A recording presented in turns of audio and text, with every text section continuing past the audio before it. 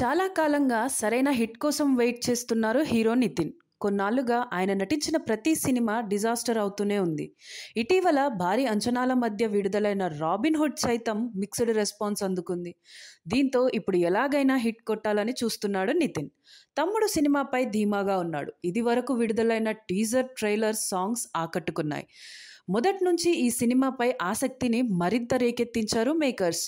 శ్రీరామ్ వేణు దర్శకత్వం వహిస్తున్న ఈ సినిమాలో సప్తమి గౌడ, వర్ష బొల్లామ హీరోయిన్లుగా నటిస్తున్నారు.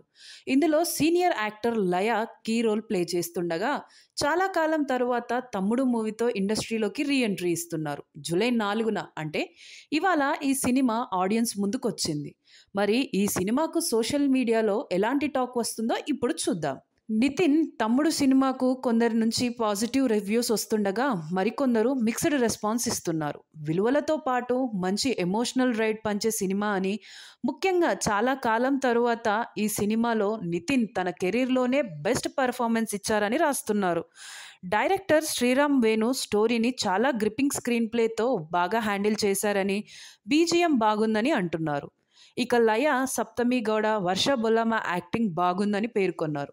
సెకండ్ హాఫ్లో ఫైట్ సీక్వెన్స్ అదిరిపోతాయి. ఫ్యాన్స్కి ఫుల్ మీల్స్లా ఫైట్ సీక్వెన్స్ తీర్చిదిద్దారు.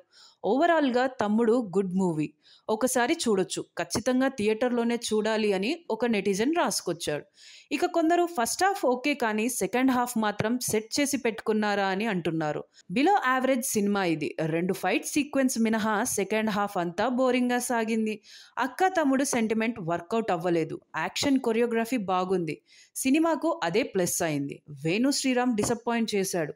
టెక్నికల్గా సినిమాను ఉన్నతంగా తీర్చిదిద్దడంలో సక్సెస్ అయ్యాడు కానీ సరైన కథనే రాసుకోలేకపోయాడు. టీం పడిన కష్టం తెరపైన కనిపించింది కానీ ప్రేక్షకుడిపై ప్రభావం చూపలేకపోయింది అని ఓ నెటిజన్ రాసుకొచ్చాడు.